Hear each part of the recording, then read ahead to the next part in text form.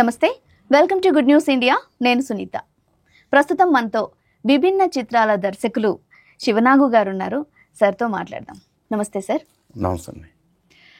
First of all wish you all the best sir. Red book movie రాబోతుంది త్వరలో మా ముందుకి, కాబట్టి wish you all the best sir.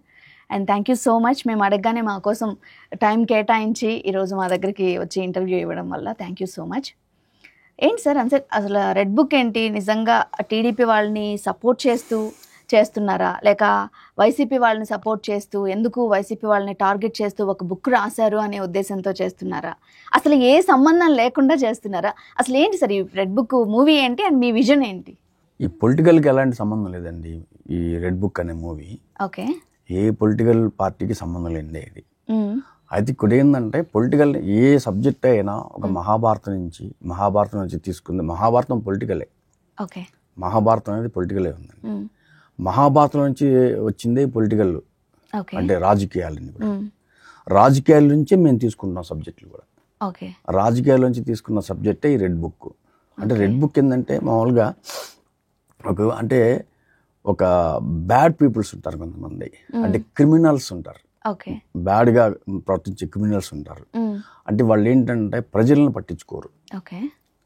వాళ్ళు ఎంత డబ్బు సంపాదించినా ఇంకా సంపాదించాలని దీంట్లోనే ఉంటారు. అంటే ఏంటంటే ఒక గవర్నమెంట్ని సపోర్ట్ చేసే కొంతమంది పొలిటికల్ నాయకులు ఏం చేస్తారంటే ఆ గవర్నమెంట్ పడకుండా ఉండటం కోసం ట్రై చేస్తారు. ఇంకొక గవర్నమెంట్ వస్తే వాళ్ళకి దాంట్లో ఏంటి వాళ్ళకి ఒక ఇది రాదు, డబ్బు సంపాదించుకునే అవకాశం రాదు. కాబట్టి వాళ్ళు ఏం చేస్తారంటే ఉన్న గవర్నమెంట్ని వాళ్ళు కాపాడుకోవడానికి ట్రై చేస్తారు అనమాట.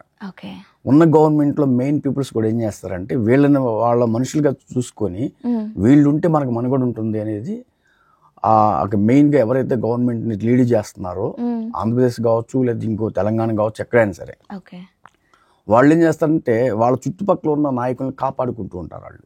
ఓకే, అంటే పొలిటికల్ రిలేటెడ్ కాదు అంటున్నారు, కానీ అంటే ఈ రెడ్ బుక్ ఈ లోకేష్ పట్టుకుని తిరిగిన రెడ్ బుక్ అయితే ఇది కాదంటారా? అంటే రెడ్ బుక్ అనేది ఒక లోకేష్ గారు పెట్టిందే కాదండి. రెడ్ బుక్ అనేది చాలా సంవత్సరాల క్రితం రెడ్ బుక్ అనేది ఒకటి క్రియేట్ చేసింది. ఓకే, అంటే ఇది లండన్లో ఉంది, అమెరికాలో ఉంది, అన్ని దేశాల్లో కూడా రెడ్ బుక్ అనేది ఉంది.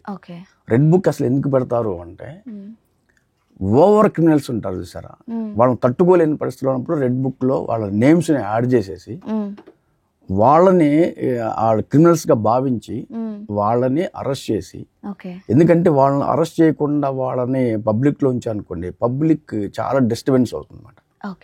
ఆ డిస్టర్బెన్స్ లేకుండా ఉండటం కోసం ఈ రెడ్ బుక్ అనేది తయారు చేస్తారు. అంటే మీకు ఖైదీలు ఉంటారు, ఖైదీల్లో రకరకాల శిక్షలు ఉంటాయి. కన్ఫైన్మెంట్ జైలు అని ఒకటి ఉంటుంది. కన్ఫైన్మెంట్ అంటే ఏంటంటే ఒంటరి జైలు. అంటే ఇక వీడు అసలు ఇక బయట ఉండటానికి వీల్లేదు, వీడు చాలా కష్టమైన మనిషి, ఖచ్చితంగా జైల్లో ఉండే వ్యక్తి అన్నప్పుడు ఏంటంటే కన్ఫైన్మెంట్ జైల్లో పెడతారు అన్నమాట. అంటే కన్ఫైన్మెంట్ జైలు ఏంటంటే అతను చాలా చాలా భయంకరమైన మనిషి అయితే కన్ఫైన్మెంట్ జైలు పెడతారు. అట్లాగే చాలా భయంకరమైన తప్పులు చేసిన వాళ్ళని, చాలా భయంకరమైన క్రిమినల్స్ని ఏం చేస్తారంటే రెడ్ బుక్లోకి పేర్లు ఎక్కిచ్చేస్తారు. అట్లా. సో ఈ విధంగా అంటే ఏంటి సార్, అంటే ఇంతకు ముందు కూడా దేవినేని సినిమా అనేది మేము చూసాము. ఎక్కువగా ఈ దేవినేని రెడ్ బుక్ అండ్ అప్పుడు కూడా మనకి చూసుకుంటే పెద్ద కాంట్రవర్సీ అయింది. వంగవీటికి ఆర్జీవి గారు వంగవీటి తీస్తున్నారు, ఇక్కడేమో శివనాగు గారు దేవినేని తీస్తున్నారు అని చెప్పేసి. సో ఇలాంటి టాపిక్స్ ఎందుకు తీసుకుంటున్నారు సార్? కాంట్రవర్సీ ఎందుకు ఇలా? అంటే పబ్లిక్లో ఉండే కథలండి ఇవన్నీ కూడాను. అంటే పబ్లిక్ చూసే కథలు, పబ్లిక్ ఉండే కథలు ఇవన్నీ కూడాను. అంటే ఓన్గా క్రియేట్ చేసే కథలు కూడా జనాలు చూస్తున్నారు బాగానే, కానీ పబ్లిక్లో ఉండే కథలు చూస్తే ఇంకా జనాలకు కొద్దిగా ఇంట్రెస్టింగ్గా ఉంటుంది. అయితే ఏంటంటే అసలు మామూలుగా చాలా మంది పబ్లిక్ ఏంటంటే ఇప్పుడు జరిగేది ఏంటి అనేది ఇంకో కొద్దిగా తెలియటం కోసం చేస్తాం. కరెక్టే సార్. అంటే మీరు ఇది ప్యాషన్తో చేస్తూ ఉండొచ్చు, కానీ మీరు చాలా ప్రాబ్లమ్స్ ఫేస్ చేసి ఉండొచ్చు కదా. ఎందుకంటే అబ్జల్యూట్లీ ఇది ఒక పార్టీకి రిలేటెడ్గా ఉంది అనేటట్లుగా. అండ్ ఇంకొకటి దేవినేనప్పుడు కూడా మీరు చాలా కేసెస్ కూడా ఉన్నాయని మాకు తెలిసింది. సో మరి ఇన్ని ప్రాబ్లమ్స్ ఫేస్ చేస్తూ కూడా ఎందుకు ఇవే సెలెక్ట్ చేసుకుంటున్నారు? అసలు ఏమైనా ప్రాబ్లమ్స్ మీరు ఫేస్ చేశారా వీటి మీద, కేసెస్ కానీ? అంటే ప్రాబ్లమ్స్ అంటే దేవినేని సినిమాలో ప్రాబ్లం ఫేస్ చేశానండి. దేవినేని మన తారకరత్నంతో సినిమా చేసినప్పుడు దేవినేని మూవీ కొద్దిగా పొలిటికల్ లీడర్స్ నుంచి ప్రెషర్ అంటే వైసీపీ వాళ్ళ దగ్గర నుంచి నేను కొద్దిగా ప్రాబ్లం ఫేస్ చేసినమాట నిజమే. ఎందుకంటే వైసీపీ వాళ్ళు ఏం చేస్తారంటే అప్పుడు వైసీపీలో ఉన్న అవినాష్ గారు ఉన్నారు కదా, ఆయన ఏంటంటే దేవినేనిలో శివనాగ్ గారు ఏం తీశాడో మన మీద బ్యాడ్గా తీశారేమో అని ఆయన అనుమానపడి చేశాడు. తర్వాత ఆ సినిమా చూసిన తర్వాత అలాంటి కాంట్రవర్సీ లేదు ఈ సినిమాలో అని. కాకపోతే ఏంటంటే నేను చేసింది ఏంటంటే మీరు అన్నట్టుగా రామ్ గోపాల్ వర్మ గారు ఏమన్నా వంగవీటి సినిమా చేసినప్పుడు ఆయన కొద్దిగా క్రియేట్ చేసి కొంత సినిమాని ఆయన కొద్దిగా ఓన్గా ప్లాన్ చేసుకొని వర్కౌట్ చేశాడు. నేనేంటంటే మూర్ఖంగా ఏం చేస్తానంటే రియల్ సబ్జెక్ట్ తీసుకున్నాను అనమాట. జరిగింది తీసుకున్నాను అనమాట. నేను ఉన్నది ఉంటే చూపించాలండి. అంటే ఇప్పుడు దేవినేని టైటిల్ పెట్టినప్పుడు రియాలిటీ రావాలి కదండి ఖచ్చితంగా. మరి ఆ టైటిల్ రియాలిటీ లేనప్పుడు ఆ టైటిల్ ఎందుకు పెట్టుకోవడం? ఇప్పుడు మహాభారతం సినిమా చేస్తారండి. మహాభారతం చేసినప్పుడు మహాభారతంలో జరిగిందే చేస్తాం. మహాభారతంలో ఎవరు ఉంటారు? దుర్యోధనుడు, కృష్ణుడు, పాండవులు ఉంటారు, కౌరవులు ఉంటారు. వాళ్ళని మార్చేస్తే ఎలా ఉంటుంది? ఇంకా అప్పుడు మహాభారతం అవ్వదు కదా. అట్లా రామాయణం అని అంతే. రాముడు, సీత, రావణాసురుడు, సీత వాళ్ళకి మెయిన్ క్యారెక్టర్లు. వాళ్ళ గురించి చెప్తాం మనం. రాముడు ఎవరు, రావణాసురుడు ఏం చేశాడు, సీత ఏంటి, హనుమంతుడు ఎవరు అని చెప్తాం. అట్లా దేవినేని సినిమా వచ్చినప్పుడు దేవినేని అంటే ఎవరు? దేవినేని నెహ్రూ గారిది తీసుకున్నాం. దేవినేని నెహ్రూ గారు అప్పుడు వంగవీటి రంగ గారు, దేవినేని నెహ్రూ గారు ఇద్దరు మంచి ఫ్రెండ్స్. వాళ్ళిద్దరికి విడిపోయారు ఫ్రెండ్స్. తర్వాత ఒకరినొకరు ఎలా చంపుకున్నారు, కారణం ఏంటి, ఎవరి వల్ల జరిగింది అనేది రియల్ కథ తీస్తేనే కదా దేవినేని అనే టైటిల్ ఒక సార్థకత ఉండేది. ఖచ్చితంగా సార్, ఖచ్చితంగా. అందుకని నేను ఆ సినిమా చేశాను. అయితే ప్రాబ్లమ్స్ ఫేస్ చేశాను. అంటే ప్రాబ్లమ్ ఫేస్ చేయడానికి సిద్ధమయ్యి ఆ సినిమా చేశాను. ఓకే, ఎన్ని ప్రాబ్లమ్స్ వచ్చినా పర్వాలేదు, ఇది రియల్గా జనాలకి నేను అందించాలి అనే ఒక ఉద్దేశంతో చేశారు. సో ఇప్పుడు మేము రెడ్ బుక్ కూడా అలా చూడబోతున్నామని అనుకోవచ్చు ప్రేక్షకులుగా. ఇది కూడా కొంతలో కొంత రియాలిటీకి దగ్గరగా ఉండేలాగా మేము చూడబోతున్నాం అనుకోవచ్చా?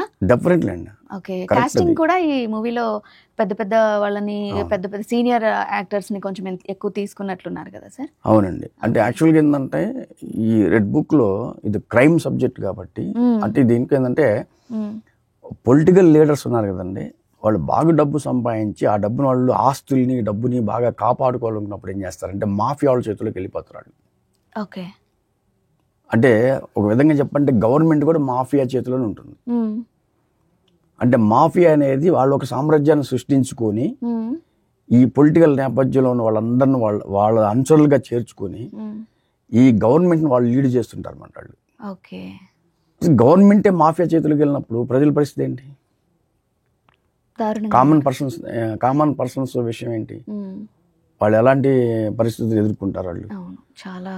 అలాంటప్పుడు ఏమవుతుందంటే వీళ్ళు మాఫియా దగ్గరికి వెళ్ళి మాఫియా దగ్గర నుంచి మళ్ళీ బయటకు వస్తారు. వీళ్ళు బయటకు వస్తే మాఫియా ఒప్పుకుంటారు, వాళ్ళని ఒప్పుకోదు. వీళ్ళు అప్రూవర్స్గా మారుతున్నారు. ఓకే, అంటే వీళ్ళు చేస్తున్న ప్రజలకి అన్యాయం చేశారు. మాఫియాకి వెళ్ళి మళ్ళీ మాఫియా దగ్గర నుంచి మళ్ళీ బయటకు వచ్చి మరి బయటకు వచ్చిన తర్వాత తప్పని పరిస్థితుల్లో అప్రూవర్స్గా మారుతున్నారు. అంటే క్షమించాలి వాళ్ళని, ఖచ్చితంగా క్షమించకూడదు కదండి. అది ఆ క్షమించకూడదు అనే కదే red book. Wow, super. So present చూసుకుంటే అంటే మీరు ఒక ప్రొడ్యూసర్గా సినిమా టికెట్ రేట్స్కి సంబంధించి, సినిమాలకు సంబంధించి చాలా చూసుంటారు అప్ అండ్ డౌన్స్.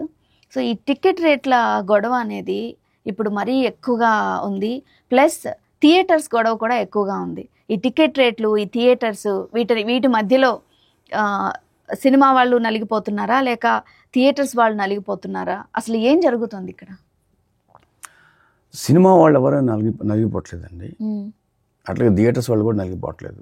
ఇక్కడ జరుగుతుంది ఏంటంటే ఇప్పుడు ఒక సినిమా చేసినప్పుడు ఒక యావరేజ్ ప్రొడ్యూసర్ తీసుకోండి. నేను యావరేజ్ ప్రొడ్యూసర్నే. నేను ఫస్ట్ టైం నటరత్నాలు అనే సినిమా నేను ప్రొడ్యూస్ చేశాను. నాకు పూర్తిగా లాస్ వచ్చింది. ఎందుకు లాస్ వచ్చింది అంటే నేను టార్గెట్ చేయను. అంటే అటు ప్రజలు నా సినిమాని ఎందుకు చూడలేదు అని ప్రజలను తిట్టను. తర్వాత ఏంటంటే సినిమా వాళ్ళు నాకు ఎందుకు సపోర్ట్ చేయలేదని వాళ్ళని అన్నాను. కారణం ఏంటంటే నేను ప్రమోషన్ చేసుకోలేకపోయాను. ఒక సినిమా చేసినప్పుడు దాన్ని ప్రమోట్ చేయగలగాలి. ఒకప్పుడు 100 రోజులు ఆడితే హిట్ అండి, ఇప్పుడు 4 రోజులు ఆడితే హిట్. ఈ 4 రోజులు కూడా ప్రమోషన్ చేసుకోలేనప్పుడు నిర్మాతలు వచ్చే సినిమాలు తీయడం దేనికి అనిపిస్తుంది నాకు. అది ప్రాక్టికల్గా నాకు అర్థమైంది. సినిమా చేయటం వరకే చేస్తున్నా, చేస్తున్నాం అందరూ, ఇది నిర్మాతలంతా కూడా చాలా వరకు. ఇప్పుడు మీకు పెద్ద బ్యానర్స్ పెద్ద సినిమాలే ఎందుకు నిలబడుతున్నాయి? చాలా వరకు వాళ్ళు ప్రమోట్ చేస్తున్నారు, ప్రమోట్ చేయగలుగుతున్నారు. అంటే వాళ్ళకి బిజినెస్ తెలుసు. అంటే ₹1 పెడితే ₹10 సంపాదించుకుందాం అని చెప్పి వాళ్ళు అంటే అంటున్నారు. ఒకటి సార్, కొన్ని సినిమాలు ప్రమోట్ చేసినప్పటికీ కూడా ప్రేక్షకులు రాని పరిస్థితి ఉంది. ఎందుకంటే ఒక టికెట్ రేట్ ఎక్కువ ఉంది అనే దాంతో పాటుగా ఒక పాప్కార్న్ ₹250. సో ఓవైపు టికెట్ రేట్లు గురించి బాధలు పడుతున్న వాళ్ళు ఈ పాప్కార్న్స్ పొరపాటున బయటకు వచ్చి కొనాలి అంటే అంతంత రేట్లు పెట్టి కొనే పరిస్థితి లేదు. ఒకవేళ సినిమా నచ్చి ఇంకొకసారి వెళ్ళాలి అంటే వెళ్ళే పరిస్థితి లేదు ఆ ప్రైజ్లకి. సో ఇంకా ఏం చేస్తారు సార్? ఓవైపు పైరసీ చూడొద్దు అని చెప్పేది సినిమా వాళ్ళే, మరోవైపు ఈ టికెట్ రేట్లు పెంచడం కానీ, ఇంకొకటి ఇప్పుడు ఇంకా స్టాండ్అలోన్ థియేటర్స్ కూడా తీసేసే పరిస్థితులు వచ్చాయి అని చెప్పేసి అంటున్నారు. ఖచ్చితంగా మల్టీప్లెక్స్కే వెళ్ళాలి. మల్టీప్లెక్స్కి వెళ్తే అబ్సల్యూట్లీ ₹1000 లేకుండా అయితే ఉండదు కదా సార్. సో ఎలా చూడాలి దీన్ని? మీరే సినిమాని ఎక్కువ ప్రైజులు పెట్టేసి టికెట్ రేట్స్ పెంచేసి అన్నీ చేస్తున్నారు. అలా చేస్తేనే పెద్ద సినిమాలు హిట్ అవుతున్నాయి తప్ప నిజంగా ఉన్న రేట్లు ఉన్నట్టు పెడితే పెద్ద సినిమాలు ఎక్కడ హిట్ అవుతాయి సార్? మీరు చెప్పింది కరెక్టే మేడం. దానికి కూడా నేను సమాధానం చెప్తాను. ఒకప్పుడు కేజీ రైస్ ఎంత ఉందండి? ₹5 ₹6 ఉండేది. ఇప్పుడు కేజీ రైస్ ఎంత ఉంది? 70 ఉంది సార్. ₹70 ఉంది. మరి రైస్ అమ్ముడుపోతుంది బాగానే, పోతుంది, కొనేస్తున్నారు అందరూ. కారణం ఏంటి? ఒకప్పుడు రూపాయి సంపాదించినప్పుడు అప్పుడు దానికి సరిపోయింది. ఇప్పుడు ₹100 సంపాదిస్తున్నారు. దానికి తగ్గట్టుగానే ఖర్చులు ఉంటాయి. అవ్వచ్చు సార్. అంటే అది మ్యాండేటరీ, అన్నం తినాలి కాబట్టి తప్పదు. అంటే మీరు అన్నది ప్రైజ్ ఓకే, కంపారిజన్ ఏదైనా అవ్వచ్చు. కాకపోతే ఇది జస్ట్ ఎంటర్టైన్మెంట్ కోసమే కదా వెళ్తున్నారు. సో ఈ కోణంలో కొంచెం జనాలు ఈ థియేటర్స్ కూడా ఇప్పుడు మూసేస్తున్నాం అంటున్నారు కదా, మరి వాళ్ళు థియేటర్స్ ఉన్న స్టాండ్అలోన్ థియేటర్స్ కూడా మూసేస్తే పరిస్థితి ఎలా ఉంటుందంటారు? అసలు ఓన్లీ ఈ అన్ని మొత్తానికే మూసేస్తున్నారు కదా అని ఒక ప్రతిపాదన వచ్చింది. మరి దాని పరిస్థితి ఏంటంటారు? మరి నాకు తెలిసింది మొన్న కోర్ట్ అనే సినిమా రిలీజ్ అయిందండి. చిన్న సినిమా కోర్ట్ వచ్చింది. దానికి 75 కోట్లు వచ్చింది. ఆ సినిమాకి 75 crores ఆ సినిమా వసూలు చేసింది. మరి ఆ పాప్కార్న్ రేట్ అంతే ఉందిగా, థియేటర్స్ రేట్ అంతే ఉందిగా. 75 కోట్లు ఎందుకు వచ్చిన సినిమాకి? ఆ సినిమా తీసింది 10 కోట్లలో. అంటే 65 కోట్లు ప్రాఫిట్ ఉన్నాడుగా ప్రొడ్యూసర్. దేనికి వచ్చింది అంటే మంచి కంటెంట్ తీసుకోవాలి, మంచి ప్రమోషన్ చేయాలి, ఆ కంటెంట్లో తగిన యాక్టర్స్ని పెట్టుకోవాలి, డెఫినెట్లీ కలెక్షన్స్ వస్తాయి. అంటే నా సినిమా కలెక్షన్ రాలేదు కదా అని చెప్పేసి పాప్కార్న్ రేట్లు ఎక్కువ పెంచేశారు, థియేటర్ రేట్లు ఎక్కువ పెంచేశారు అని ఒకళ్ళ మీద ఎందుకు అనుకోవటం? మనం అది కరెక్ట్ కాదని నేను అనుకుంటున్నాను. ఎందుకంటే మనం చేసే పని మీద మనకు శ్రద్ధ ఉండాలి. మనము ఇప్పుడు మంచి పర్సన్ అనుకోండి, ఎదుటి వాళ్ళు ఏం చేస్తారు, మనకు దండం పెడతారు. మనం చెడ్డ పర్సన్ అయితే పక్క తప్పుకుని వెళ్ళిపోతారు. అంతే కదండి. అదే ఏంటంటే ఫస్ట్ మనల్ని మనం అధ్యయనం చేసుకోవాలి, మనల్ని మనం తెలుసుకోవాలి. మనం ఏం ప్రాజెక్ట్ చేస్తున్నాం, ప్రాజెక్ట్ చేసేటప్పుడు ఎలాంటి ప్రాజెక్ట్ చేస్తే మనకు బెటర్ అవుతుంది, ఆడియన్స్ మనం ఎలా అట్రాక్ట్ చేయగలుగుతాము, చేసిన ప్రాజెక్ట్కి మనం ఎలా ప్రమోట్ చేయగలుగుతాము. ఆ ప్రమోట్ చేసినప్పుడు మనం ఒక ₹10 పెట్టి ప్రమోట్ చేస్తే ₹100 మనం ఎందుకు రావు? ఎన్ని సినిమాలు ఇట్లా అవ్వట్లేదు? హిట్స్ సినిమాలు చాలా ఉన్నాయి కదండి. మరి వాటి పరిస్థితి ఏంటి? హనుమాన్ సినిమా చూసుకున్నా మనం, ఇప్పుడు కోర్ట్ గానీ చిన్న చిన్న కొన్ని సినిమాలు, అండ్ ఇప్పుడు అనగనగా ఒక సినిమా థియేటర్స్ కి రాబోతుందని విన్నాం మేము. అనగనగా చిన్న సినిమా అది, బట్ చాలా బాగుందని అనుకోవచ్చు. నేను మనం చూసానండి, అది చూసారా? ఈటీవీ విన్లో చూశాను సినిమాని. అది థియేటర్స్ కి రాలేదు, అది రాలేదు సార్, ఇప్పుడు ఇస్తామంటున్నారు. డైరెక్ట్ గా అయితే ఈటీవీ విన్లో ఉంది సినిమా. చాలా బాగుందండి. అంటే ఒక సింపుల్ లొకేషన్స్, ఒక సుమంత్ గారితో చేసి మిగతా అందరు కొత్త ఆర్టిస్టులను పెట్టుకున్నారు. అంటే బడ్జెట్ తగ్గించుకున్నారు ఆ సినిమాకి, కానీ కంటెంట్ బాగుంది. అంటే ఒక సెంటిమెంట్ కంటెంట్ చాలా అద్భుతంగా ఉంది. మరి దాన్ని బాగా చూస్తున్నారు ఈటీవీలో. అదే సార్, అంటే భయపడే పరిస్థితులు, అంత మంచి సినిమా తీసినా కూడా థియేటర్స్కి ఇవ్వాలంటే భయపడుతున్నారు. ఎందుకంటే ఎక్కడ ఫ్లాప్ అయిపోద్దో అని. అంత మంచి సినిమా సార్ అది, ఎలాగూ ఓటీటీకి ఇచ్చుకునే పరిస్థితులు ఉన్నాయి.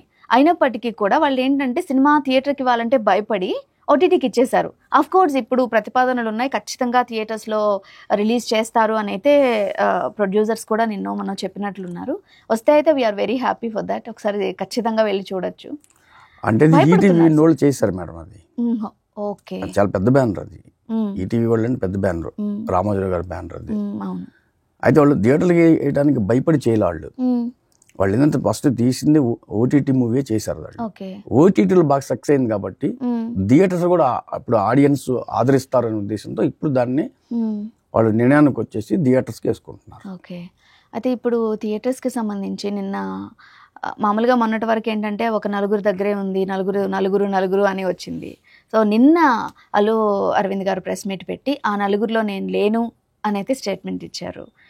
ఒకవైపేమో ఆ నలుగురిలో నేను లేనని ఆయన అంటున్నారు, బట్ ఓపెన్ సీక్రెట్ లాగా అందరికీ తెలుసు. అసలు నిజంగా ఆ నలుగురిలో లేరంటారా అల్లు అరవింద్ గారు? మీ ఉద్దేశం ఏంటి? అంటే ఆయన ఉద్దేశం నాకు తెలియదు, ఆయన ఉండొచ్చు ఉండకపోవచ్చు. మరి ఆయన అరవింద్ గారు ఎందుకు నేను లేనంటున్నారు నాకు తెలియదు, కానీ ఉండొచ్చు ఉండకపోవచ్చు. కానీ ఆ నలుగురు చేతిలో థియేటర్స్ ఉన్నాయి అంటున్నారు కదా, అది ఎంతవరకు నిజం అంటారు? ఆ నలుగురు చేతిలో థియేటర్స్ అంటే ఇప్పుడు ఒక వ్యాపారం చేస్తున్నారండి వీళ్ళకి, బిజినెస్ వీళ్ళది. అంటే వీళ్ళు సినిమాలు చేసుకుంటున్నారు, ఒక బ్యానర్ పెట్టి సినిమాలు చేసుకుంటున్నప్పుడు ఎవరి దగ్గరికి వెళ్ళి థియేటర్లు అడుక్కునే పరిస్థితి రాకుండా వీళ్ళ థియేటర్స్ లీజుకి తీసుకుంటున్నారు. తీసుకొని వీళ్ళు ఏం చేస్తారు, వీళ్ళ హ్యాండ్ ఓవర్లో పెట్టుకున్నారు. అయితే వీళ్ళ సినిమాలు ఉన్నప్పుడు వీళ్ళ సినిమా రిలీజ్ చేసుకుంటున్నారు. బయట సినిమాలు ఉన్నప్పుడు కంటెంట్ బాగుంటే చూసి థియేటర్లు ఇస్తున్నారు అంటున్నారు మీరు. ఇస్తున్నారండి. థియేటర్స్ ఇవ్వకుండా ఎవరికి ఉన్నారండి? ఎవరికి ఇవ్వలేదు. మరి ఇన్ని సినిమాలు ఎందుకు వచ్చినాయి? మన కోర్టు సినిమాకి థియేటర్స్ ఉంటేనే సినిమా థియేటర్స్కి వచ్చింది. అది హిట్ సినిమానే కదా.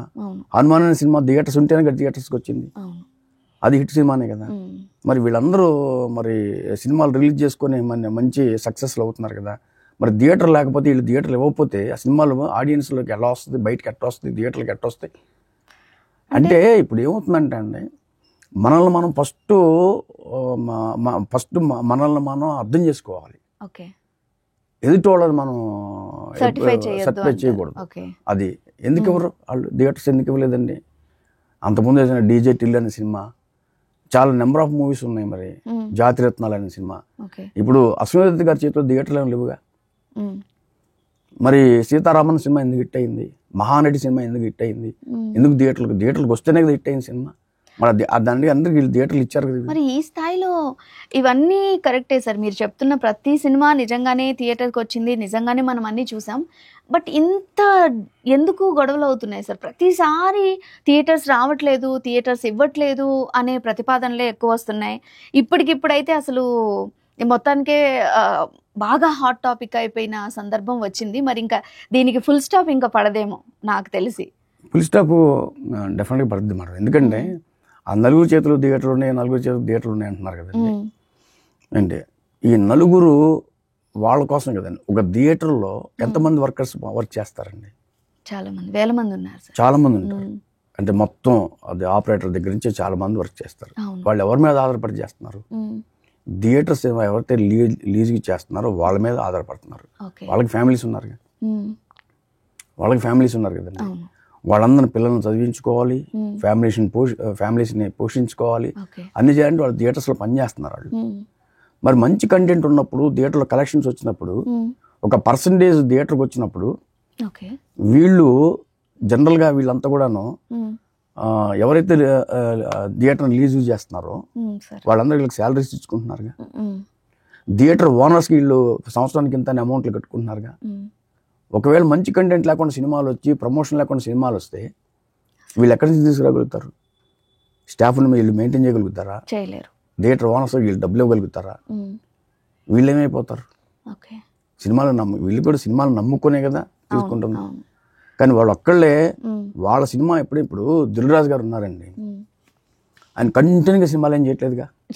అరవింద్ గారు కంటిన్యూగా సినిమాలు చేయట్లా, సురేష్ బాబు గారు కంటిన్యూగా సినిమాలు చేయట్లా, ఏషియన్ వాళ్ళు కంటిన్యూగా సినిమాలు చేయట్లా కదండి. నలుగురు కానీ అంతే కదండి. మరి సినిమాలు చేయట్లేదు కదా వాళ్ళు.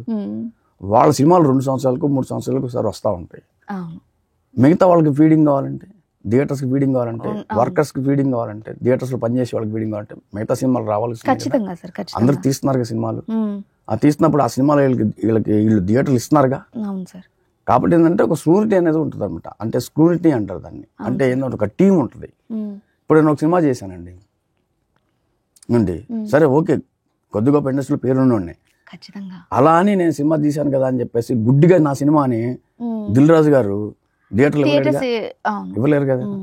ఆయన సినిమా చూస్తారు, ఆయన టీం సినిమా చూస్తారు. ఈ సినిమా చాలా బాగుంది, కంటెంట్ బాగుంది, మనకి మినిమం గ్యారెంటీ ఉంటుంది అనుకున్నప్పుడు ఏంటంటే థియేటర్లు ఇచ్చేస్తారు. అది అంత బాధ్యతగా వాళ్ళు ఉన్నప్పుడు ఒక సినిమా తీసేటప్పుడు బాధ్యతగా నేను ఉండాలిగా. ఖచ్చితంగా సార్. ప్రొడక్షన్ వాల్యూస్ లేకుండా, సరైన ఆర్టిస్టులు లేకుండా నేను సినిమా చేసి థియేటర్లు వేయాలంటే థియేటర్లు ఇవ్వకపోతే ఇక వీళ్ళందరూ బేడా, ఆ నలుగురు చేతులు థియేటర్లో నా సినిమాకి థియేటర్లు ఇవ్వలేదు అని. దీంట్లో 2 పద్ధతులు ఉన్నాయి మేడం. అంటే బిజినెస్ కోసం ఉండేవాళ్ళు సినిమా ఇండస్ట్రీలో ఉన్నాయి. సినిమా ఇండస్ట్రీ నమ్ముకొని బిజినెస్ చేసేవాళ్ళు ఉంటారు. సినిమా ఇండస్ట్రీ కూడా బిజినెసే. ఖచ్చితంగా రూపాయి పెడితే 10 రూపాయలు రావాలి. ఖచ్చితంగా సార్. ఇక్కడ జరుగుతుంది ఏంటంటే చాలామంది కొత్త వాళ్ళు ఈ ఉద్యమం లేపుతుంది ఎవరంటే కొత్త వాళ్ళు, కొత్తగా ఇండస్ట్రీకి వచ్చేవాళ్ళు. దేనికంటే వాళ్ళకి అవగాహన లేక వాళ్ళు ఏం చేస్తున్నారంటే ప్రొడక్షన్ వాల్యూస్ లేకుండా, సరైన యాక్టర్స్ లేకుండా, ఏదో సరైన కాన్సెప్ట్ లేకుండా ఒక సినిమా చేస్తున్నారు. వాళ్ళు ఏం చేస్తున్నారంటే వాళ్ళకి థియేటర్లు ఎందుకు ఇవ్వాలి? అక్కడ ఏమవుతుందంటే అది కూడా ఏం చేస్తారంటే వాళ్ళకి మళ్ళీ ప్రమోషన్ ఉండదు. నా సినిమాలు ఎవరో చెప్తారు వాళ్ళకి పర్సంటేజ్ మీద ఆడదాం సినిమాలు అని. అంటే నాలెడ్జ్ కూడా లేదు. ఆ పర్సంటేజ్ మీద ఎక్కడ ఆడతారు సినిమాని అంటే ఇది మామూలుగా నాన్ ప్లేస్ థియేటర్స్ ఉంటాయి కొన్ని, ఊరు బయట థియేటర్లు కొన్ని ఉంటాయి. అంటే వీళ్ళు ఏం చేస్తారంటే మనీ రావాలని కోరిళ్ళు నా సినిమా రిలీజ్ అయిపోవాలి అనుకుంటారు. ఒక థియేటర్లో నా సినిమా రిలీజ్ అయిపోవాలి, అమ్మాయి నా సినిమా రిలీజ్ అయిపోయింది అంతే అని అనుకునేవాళ్ళు అన్నమాట. అది వాళ్ళకి కలెక్షన్స్ రాలేదనుకోండి, నాకు దిల్రాజు గారు థియేటర్లు ఇస్తే కలెక్షన్లు వచ్చాయి, నాకు అరవింద్ గారు థియేటర్లు ఇస్తే కలెక్షన్లు వచ్చాయి అని ఉద్యమాన్ని తీసుకొచ్చి ఈ విధంగా డిస్టర్బెన్స్ క్రియేట్ చేస్తున్నారు. ఇప్పుడు మీరు చూడండి, మీకు ఏ పెద్ద నిర్మాత అయినా, పెద్ద బ్యానర్ లేవు, ఎవరైనా కంప్లైంట్ చేస్తున్నారా? లేదు కదండి, ఎవరు కంప్లైంట్లు చేయట్లేదు కదా. ఏ నిర్మాతలు కంప్లైంట్ చేయట్లేదు. మన నాన్నగారు చేశారు కోర్టు సినిమా, ఆయన ఏమైనా కంప్లైంట్ చేశారా? నాకు థియేటర్లు ఇవ్వలేదు, ఆ నలుగురు చేతిలో ఉన్నాయని ఆయన అన్నారా? ఆయన లేదండి. ఈ కంప్లైంట్స్ మొత్తం ఎక్కడి నుంచి వస్తున్నాయంటే చిన్న నిర్మాతల దగ్గర నుంచి, కొత్తగా వచ్చే నిర్మాతల దగ్గర నుంచి వస్తున్నాయి. సినిమా రంగము ప్లస్ రాజకీయ రంగాన్ని ఎప్పటికీ మనం విడదీయలేం, ఎప్పుడు అవి పక్కనే వెళ్తేనే బాగుంటుంది. అయితే ఎందుకు సార్ ఎప్పుడు సాఫ్ట్ టార్గెట్ అవుతూ ఉంటారు సినిమా వాళ్ళే? ఎందుకు ఎక్కువ సాఫ్ట్ టార్గెట్ అవుతుంటారు? ఇప్పటికిప్పుడు తెలంగాణలో చూసుకుంటే మొన్న రేవంత్ గారు ఏమన్నారు, సినిమా వాళ్ళు వచ్చి కలవలేదు అని చెప్పేసి మాట్లాడారు. ఆ వెంటనే సినిమా వాళ్ళు వెళ్ళి కలవడం మనం చూసాం. ప్రీవియస్గా జగన్ సీఎంగా ఉన్నప్పుడు మన ఇండస్ట్రీ నుంచి వెళ్ళి చేతులు కట్టుకొని మాట్లాడారు అది ఇది అని చెప్పేసి అప్పట్లో మాటలు ఎక్కువగా రూమర్స్ కూడా వచ్చాయి. అది కొంత నిజమనే అనుకోవాలేమో. అప్పుడు కూడా మన వాళ్ళు వెళ్ళి కలిసి, సినిమా వాళ్ళు వెళ్ళి కలవడం ఇదంతా చూసాం. ఇప్పుడు స్పెషల్గా చూసుకుంటే రీసెంట్గా పవన్ కళ్యాణ్ గారు ఏమన్నారు, ఇప్పుడు కూటమి ప్రభుత్వం వచ్చి 1 year అయిపోయింది, ఇప్పటి వరకు ఎవరు కూడా మమ్మల్ని మర్యాదపూర్వకంగా కలవలేదు అని చెప్పేసి అన్నారు. అసలు ఏంటి సార్, అంటే ఖచ్చితంగా కలవాలనే రూల్ ఏమన్నా ఉందా? లేకపోతే అంటే మర్యాదపూర్వకంగా కలవాలా? ఎందుకు మీరు ఖచ్చితంగా మా దగ్గరకు వచ్చి మాట్లాడాల్సిందే, కలవాల్సిందే అనేంత హుకుం జారీ చేసినట్లుగా పవన్ కళ్యాణ్ గారి కామెంట్స్ మనం చూసాము.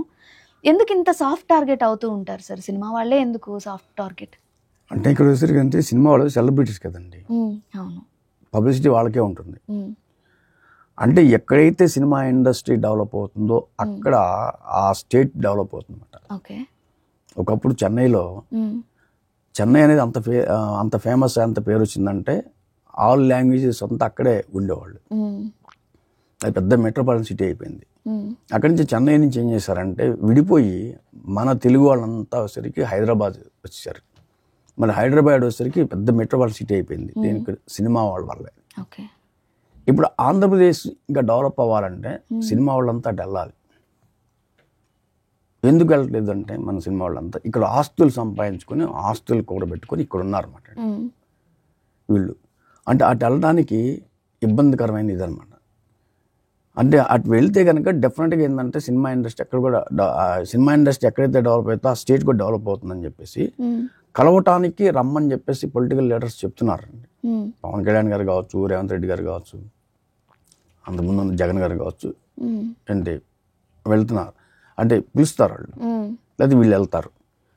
తప్పలేదండి, వాళ్ళు వాళ్ళు అనుకోవటంలో పిలవడంలా లేదు కదా సార్. ఎందుకు అసలు కలవరు అని అంటే కొంచెం హుకుం జారీ చేసినట్లుగా ఉంది అని మీరు చూసే ఉంటారు కదా. అండ్ అసలు ఈ మాట ఇలా మీరు అన్నట్టు కలవాలి అనే విషయమే నిజమైతే ప్రీవియస్గా జగన్ని కలిసినప్పుడు అందరూ వచ్చి చేతులు కట్టుకొని నిల్చున్నారు, ఎందుకు రావాలి, ఎందుకు కలవాలి, ఏం అవసరం కలవడానికి అనేసి అన్న కామెంట్స్ కూడా అప్పుడు వచ్చాయన్నమాట. సో ఫైనల్గా end of the day soft target అంటే డెఫినెట్గా ఇండస్ట్రీ వాళ్ళే అవుతూ ఉంటారు.